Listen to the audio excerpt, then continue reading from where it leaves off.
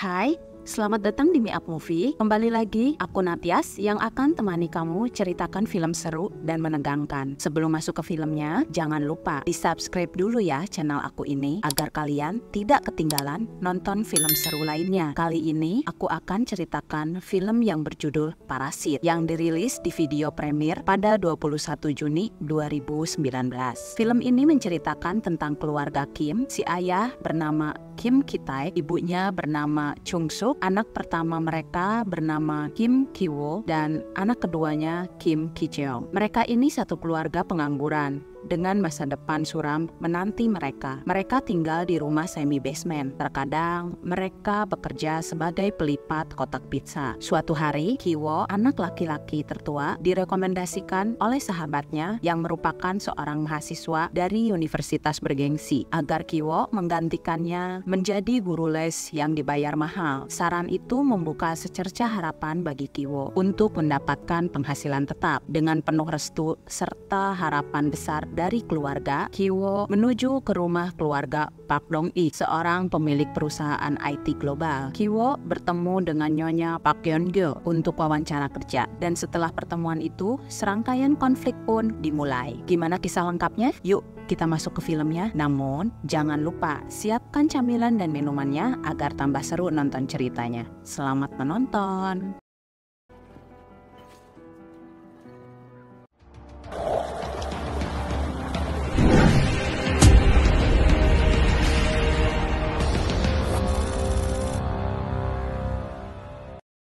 Kim Ki-taek hidup bersama istrinya Park Chung Suk dan kedua anaknya Kim Ki-woo, kita panggil dia Ki-woo, dan adiknya Kim Ki-jeong, kita panggil dia Kiwi, di apartemen semi basement yang kecil dan kumuh. Untuk membiayai kebutuhan sehari-hari, keluarga tersebut harus melipat ratusan kotak pizza dengan penghasilan yang kecil. Suatu hari, Ki-woo kedatangan Min Hyuk, temannya yang membawa sebuah batu besar titipan dari sang kakek untuk keluarga Ki-woo. Konon batu tersebut dapat membawa rezeki. Dengan senang hati, keluarga Kim Ki-taek menyambutnya.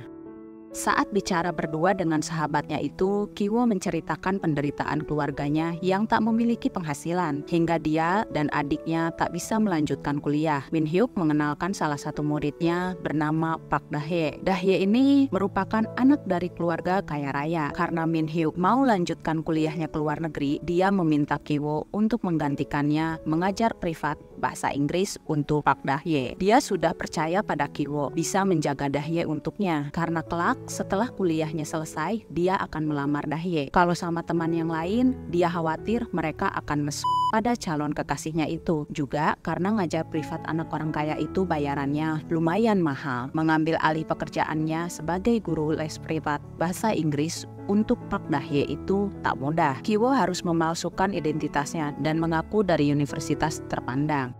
Agar lebih meyakinkan, dibantu Kiwi, mereka mengedit dokumen yang diperlukan.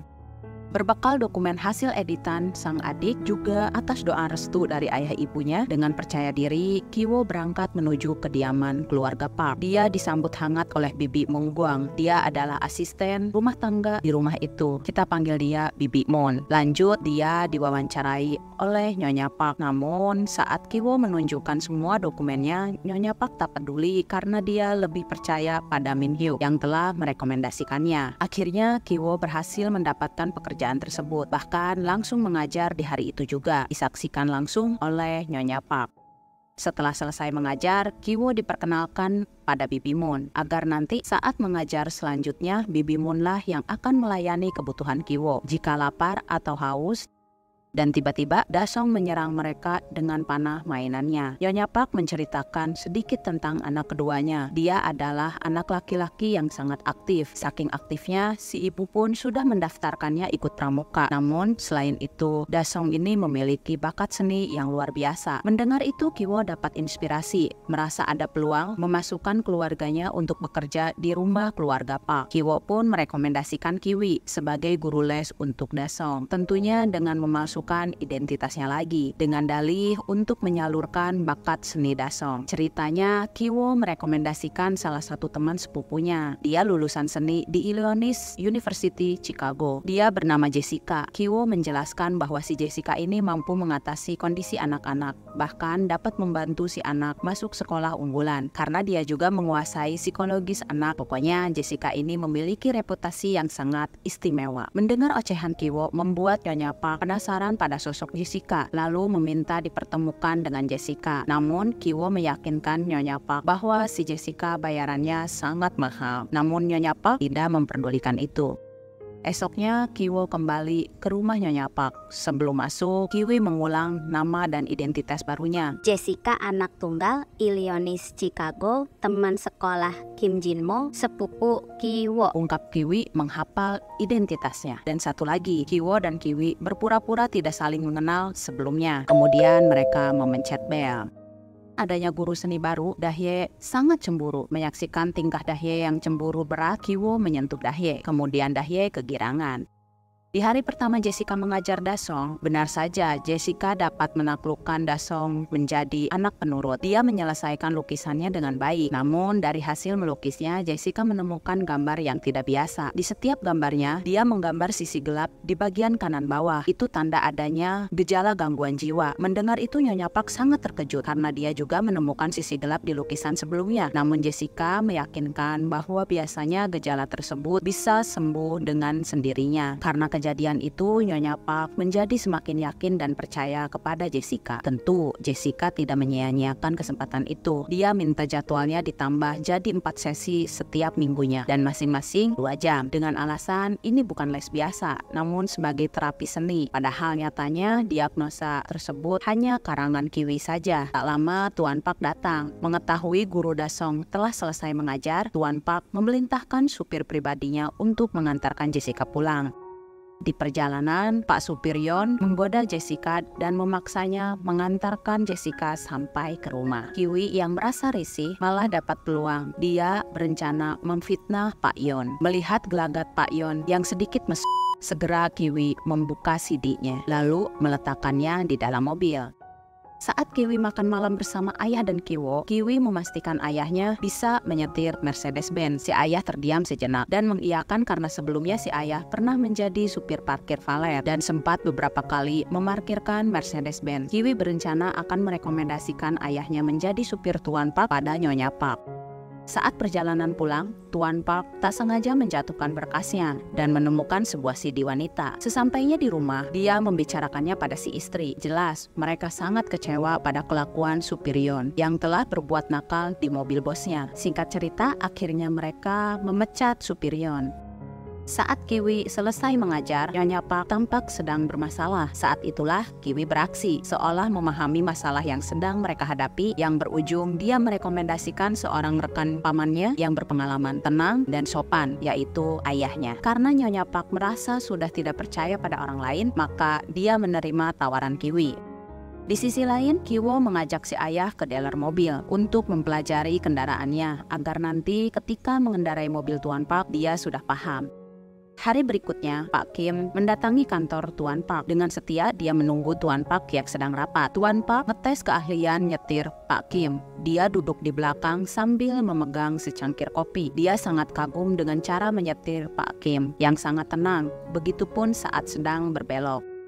Pak Kim bekerja sama dengan kedua anaknya untuk menyingkirkan Bibi Moon yang merupakan asisten rumah tangga yang sudah bekerja bertahun-tahun di rumah tersebut. Ternyata Bibi Moon ini adalah orang yang tinggal paling lama di rumah itu karena dulunya dia adalah pembantunya arsitek Namgong, pemilik rumah sebelumnya. Saat arsitek Namgong pindah, dia mengenalkannya pada Tuan Park. Karena dia memiliki kepribadian yang baik dan tanggung jawab, maka dia bekerja di keluarga Park dan menjadi kepercayaan keluarga Park. Pemilik rumahnya berganti, namun pembantunya tetap sama. Jadi tak mungkin Tuan Park memecat Bibi Moon dengan mudah. Singkat cerita, setelah ditelusuri ternyata Bibi Moon ini alergi buah persik. Saat bubuk buah persik didekatnya, maka tubuhnya akan menggigil, kena gangguan pernapasan, asma, dan gejala serius lainnya. Mengetahui kelemahan Bibi Moon, Pak Kim dan anaknya menyusun rencana. Kiwo bertugas menyiapkan bubuk buah persik, lalu memercikannya pada Bibi Moon. Seketika Bibi Moon batuk-batuk dan sesak napas. Segera dia pergi ke rumah sakit. Saat bersamaan, Pak Kim bersuap foto, lalu menunjukkannya pada Nyonya Park, dan dia sedikit membual. Dengan mengaku saat dia check up kesehatan tahunan di rumah sakit, dia mendengar perbincangan Bibi Moon dengan seseorang di balik telepon, bahwa dia telah didiagnosis menderita TBC. Dengan dalih khawatir, penyakitnya akan menular pada anak-anak di rumah, hal itu membuat Nyonya Park ketakutan. Sesampainya di rumah, kebetulan Nyonya Park menyaksikan Bibi Moon sedang batuk-batuk. Lalu dia membuang tisunya ke tong sampah. Seketika Pak Kim mendekati tempat sampah untuk melihat tisunya. Tak lupa dengan sigap dia menuangkan saus. Dan saat ditunjukkan, si Nyonya pun seketika pingsan. Singkat cerita, Nyonya Park memecat Bibi Moon. Disaksikan oleh Dasong dari atas dan Bibi Moon pun pergi. Di perjalanan, Tuan Park mengajak Pak Kim mencari iga bakar yang enak. Dengan polos seolah tak tahu apapun, Pak Kim menanyakan kenapa tidak makan di rumah saja. Saat itulah Tuan Park bercerita bahwa di rumah tidak ada yang masak karena Bibi Moon sudah dipecat oleh istrinya, dan Tuan Park pun tak mengetahui apa penyebabnya. Di kesempatan itulah Pak Kim beraksi. Dia memberikan sebuah kartu nama The Care, adalah semacam perusahaan penyedia layanan bagi pelanggan yang berkelas, seperti pembantu, perawat, atau supir yang berkualitas dan pastinya sudah berpengalaman. Sesampainya di rumah, Tuan Park memberikan kartu namanya pada sang istri.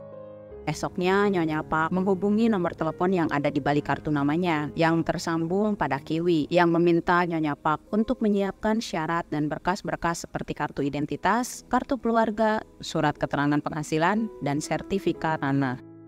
Singkat cerita, akhirnya mereka berhasil membuat sang ibu Chung Suk menjadi asisten rumah tangga di rumah keluarga Park. Dia menyiapkan kudapan untuk Kiwo di kamar Dahe, juga untuk Jessica di kamar Dasong. Saat Tuan Park pulang, Dasong berlari menyambutnya. Saat berkumpul dan Dasong membuka hadiah ulang tahun dari ayahnya, tiba-tiba Dasong mencium tangan Pak Kim dan berlari menghampiri ibu Chung Suk, lalu menciumnya. Saat si ayah bertanya atas apa yang telah Dasong lakukan, dengan polos Dasong berkata, Bau mereka sama, begitupun dengan bau Jessica, sama seperti itu, ungkap Dasong, lalu pergi kembali ke kamar. Saat berkumpul di rumah, Pak Kim kebingungan dengan bau yang Dasong maksud. Kiwi berusaha menjelaskan bahwa itu adalah bau khas dari rumah semi basement.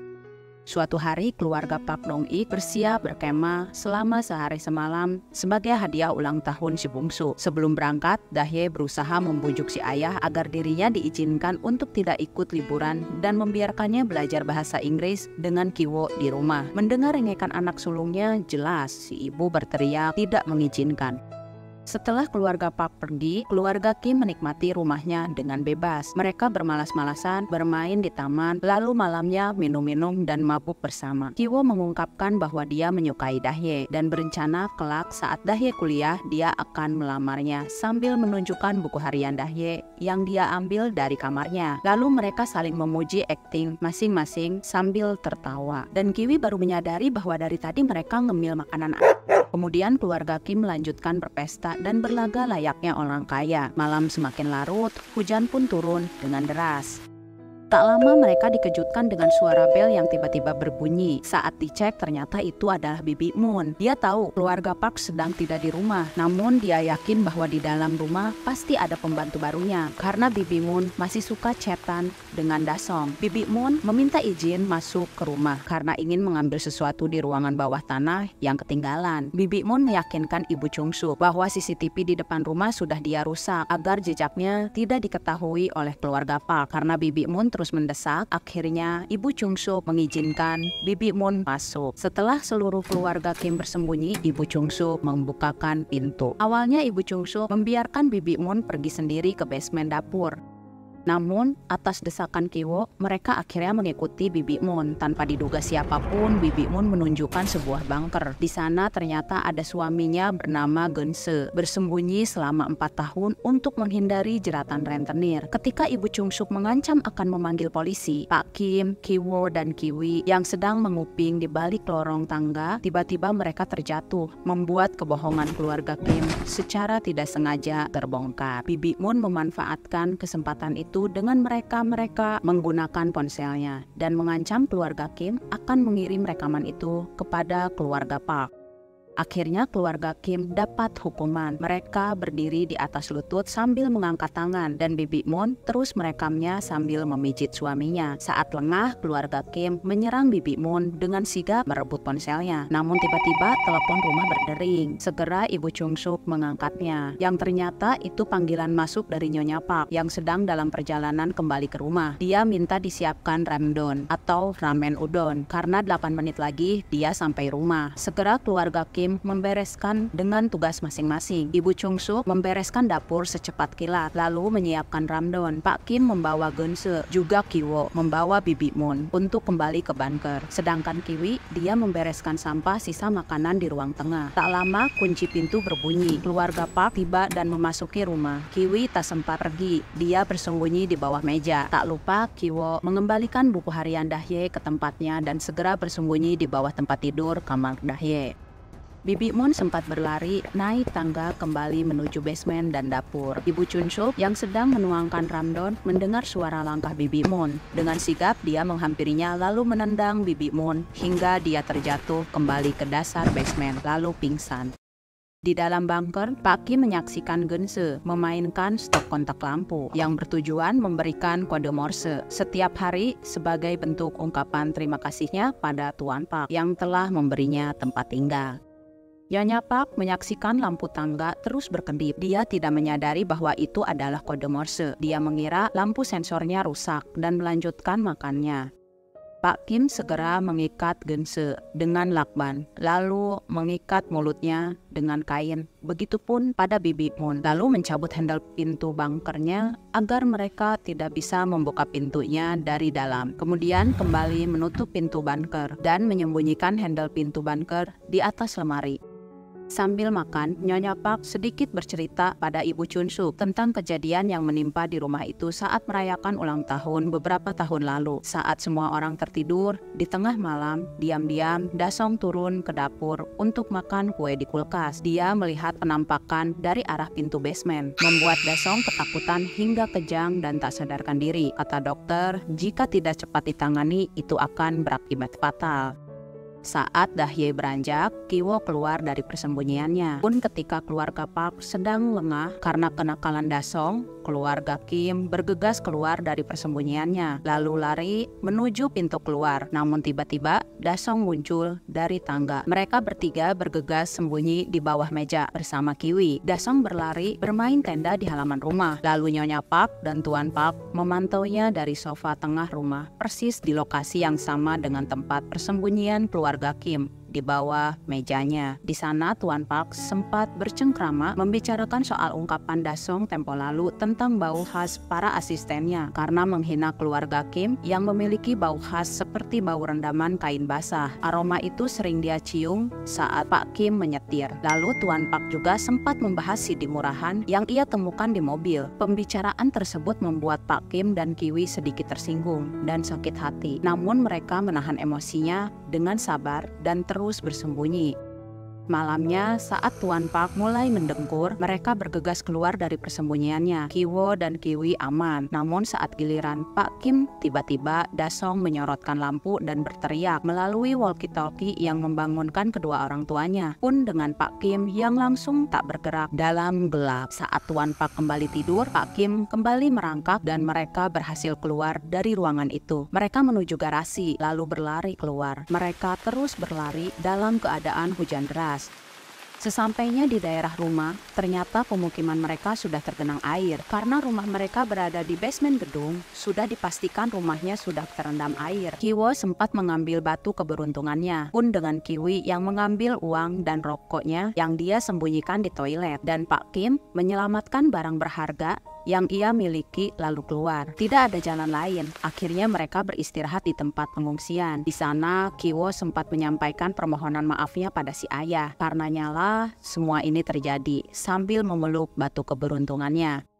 Di bunker, Bibi Moon tersadar. Dia sempat berusaha menggigit lakban yang mengikat tubuh suaminya. Namun tiba-tiba dia merasa mual dan muntah-muntah. Dan perlahan pandangannya kabur. Bibi Moon teriak menyampaikan keadaannya pada Geunse. Bibi Moon menyadari dirinya mengalami gegar otak. Mendengar pengakuan sang istri, dari kejauhan, Geunse hanya bisa menangis sambil menatap si istri yang mengerang kesakitan. Geunse berusaha terus membenturkan kelapanya ke stop kontak lampu. Di luar rumah, Dasong yang sedang di tenda menyaksikan kedipan lampu. Dia yang mengikuti pramuka pun menyadari itu adalah kode Morse, kemudian mencatatnya. Di pagi hari yang cerah, Nyonya Park terbangun dan menatap tenda Dasong. Karena acara berkemahnya batal, mereka merencanakan akan merayakan ulang tahun Dasong di rumah nanti siang, yang hanya dihadiri oleh orang-orang terdekat saja. Tuan Park pun menyetujuinya. Nyonya Park tak lupa mengundang Jessica untuk hadir di acara ulang tahun Dasong. Setelah menghubungi Jessica, Dahye pun merajuk ibunya untuk mengundang guru bahasa Inggrisnya. Tentu si ibu mengizinkannya. Segera Dahye chat mengundang Kiwo. Di pengungsian, Kiwi mencari baju yang layak pakai di tumpukan pakaian bekas. Karena Tuan Park minta diadakannya minuman, akhirnya Nyonya Park pun menghubungi Pak Kim untuk mengantarnya belanja. Sebelum pergi belanja, Nyonya Park memerintahkan Ibu Chung Suk untuk membereskan 10 meja dan kursi dari basement untuk dibawanya ke halaman. Lalu mengaturnya mengelilingi tenda seperti formasi sayap. Segera Ibu Chung Suk melaksanakannya seorang diri. Saat belanja, Nyonya Park sambil teleponan mengundang para tamunya. Pun saat di perjalanan, karena merasa mencium bau tak sedap, Nyonya Park membuka jendelanya agar udara dari luar masuk, membuat Pak Kim sedikit tersinggung dan dia menahan emosi. Di kamar Dahye, Kiwo sempat merasa canggung dan merasa tak pantas berada di sana. Namun Dahye berusaha menghiburnya. Tak lama, Kiwo membuka tasnya dan membawa batunya keluar kamar. Rencananya dia akan menyimpan batu itu di bunker. Tuan Park dan Pak Kim merencanakan acara kejutan untuk Dasong. Mereka menggunakan kostum Indian sambil bersembunyi di balik tanaman agar nanti saat Dasong terbangun, Jessica datang membawa kue ulang tahun, Dasong akan terkejut dengan suasana Indian. Menyadari wajah Pak Kim tampak sudah bad mood, Tuan Park menegaskan bahwa hari ini dia akan membayarnya dan meminta Pak Kim mengikuti tugas yang dia perintahkan. Kiwi mengendap menemui Ibu Chung Suk. Dia mengkhawatirkan kondisi Bibi Moon dan suaminya di dalam bunker. Kiwi berencana akan membawanya sepiring makanan untuk mereka. Namun saat Kiwi mau melangkah menuju basement, tiba-tiba Nyonya Park datang dan memintanya untuk membawa kue ulang tahun. Kiwo mengendap menuju dapur, lalu masuk ke basement. Dia berusaha membuka pintu bunker, berusaha menggeserkan lemarinya. Lalu dalam gelap dia mengendap melangkah turun ke bunker. Namun tiba-tiba dia malah menjatuhkan batunya. Di sana dia melihat tubuh Bibi Moon tergeletak. Dia terus mendekat, namun tiba-tiba Geunse siap menyerangnya dari belakang. Lalu menarik Kiwo dan mengikatkan talinya ke sebuah besi. Geunse siap menyerang Kiwo dengan batu yang Kiwo bawa. Namun Kiwo berhasil melepaskan tali dari besi, kemudian lari naik ke basement. Namun tiba-tiba Geunse berhasil menarik kembali tali yang mengikat leher Kiwo. Kiwo pun terpelanting. Lalu Geunse melemparkan batu, kemudian menutup kembali pintu bunkernya. Untuk meyakinkan, Geunse kembali melemparkan batunya. Setelah itu Geunse melangkah naik menuju dapur dan mengambil sesuatu di sana. Saat acara ulang tahun siap dimulai, Nyonya Park menyalakan lilinnya. Kiwi melangkah menuju tenda Dasong dan tiba-tiba Geunse menyerangnya dari arah belakang. Menyaksikan itu, Dasong jatuh pingsan. Geunse menyerang siapa saja yang berusaha menghalanginya. Geunse mengancam akan kembali melukai Kiwi. Dia teriak memanggil Ibu Chung Suk dan Pak Kim. Nyonya Park berteriak panik menyaksikan kejadian itu. Ibu Chung Suk berlari berusaha menghalangi Geunse melukai Kiwi. Lalu Geunse menyerangnya. Tuan Park berusaha menyelamatkan Dasong, pun dengan Pak Kim yang terus menekan luka di dada Kiwi. Tamu-tamu bubar, berhamburan ketakutan. Pak Kim sempat melihat Kiwo terluka yang diselamatkan oleh Dahye. Ibu Chung Suk menunjukkan alat barbeque pada Geunse. Tuan Park berteriak memanggil Pak Kim untuk segera ke rumah sakit. Karena Pak Kim diam saja, Tuan Park meminta kunci mobilnya pada Pak Kim. Pak Kim melemparkan kunci mobilnya tepat di dekat jasad Geunse. Saat Tuan Park berusaha mengambil kunci mobil di dekat Geun-seo, dia mencium bau tidak sedap di badan Geun-seo yang membuatnya refleks menutup hidungnya. Menyaksikan itu, Pak Kim tiba-tiba mengingat ungkapan Tuan Park yang menghinanya, membuat Pak Kim tiba-tiba menyerang Tuan Park. Menyaksikan itu, Nyonya Park pingsan. Kemudian Pak Kim berlari. Saat Kiwo tersadar, di hadapannya ada dokter dan detektif. Namun Kiwo terus tertawa. Menurut dokter, hal itu biasa terjadi setelah operasi gegar otak. Dia akan terus tertawa tanpa alasan. Kiwo dan Ibu Chung-suk menjalani sidang tuntutan atas menerobos rumah, pemalsuan, penipuan yang mereka lakukan. Namun mereka beruntung hanya menjalani hukuman percobaan saja. Namun Kiwi, dia kehabisan banyak darah. Bahkan saat mereka berdua mengunjungi Kiwi, Kiwo tetap tertawa. Media heboh memberitakan Pak Kim yang masih buron. Karena setelah kejadian itu, Pak Kim menghilang bak ditelan bumi. Karena CCTV depan rumah rusak, juga tidak adanya saksi mata, jadi keberadaan Pak Kim masih DPO. Karena itu, kemanapun Kiwo pergi, dia masih terus diikuti oleh detektif. Saat media sudah berhenti memberitakan dan detektif berhenti membuntuti, Kiwo mulai menaiki bukit. Karena dari bukit itulah Kiwo masih bisa melihat jelas keadaan rumah Tuan Park. Dan saat sudah gelap, Kiwo menyaksikan sebuah lampu berkedip di sana. Dia menyadari itu adalah kode Morse. Dia merekam suaranya, garis titik, garis titik titik. Lalu mencatat dan menerjemahkannya. Yang ternyata itu adalah sebuah pesan dari Pak Kim.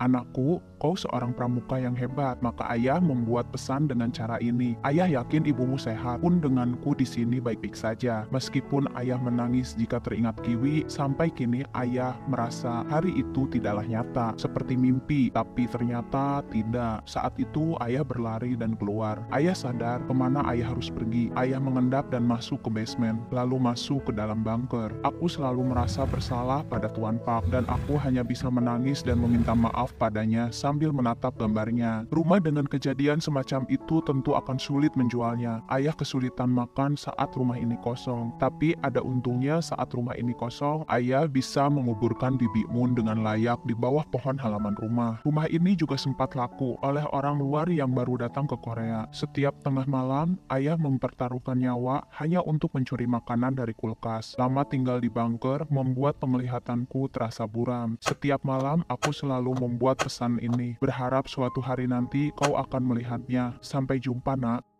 Kiwo berlari menuju rumahnya dan menulis pesan balasan dengan kode Morse untuk ayahnya.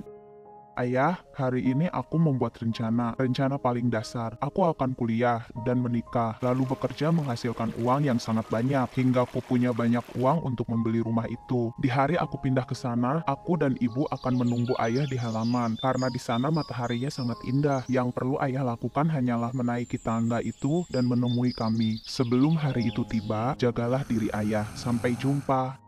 Dan film pun selesai. Gimana sayang? Semoga kalian suka ya. Jangan lupa yang belum subscribe, di-subscribe dulu ya. Kalau udah, jangan lupa di-like video ini dan di-share ke seluruh sosial media yang kalian punya. Oke? Terima kasih ya. Semoga kalian sehat dan bahagia selalu. Aku pamit. Bye-bye.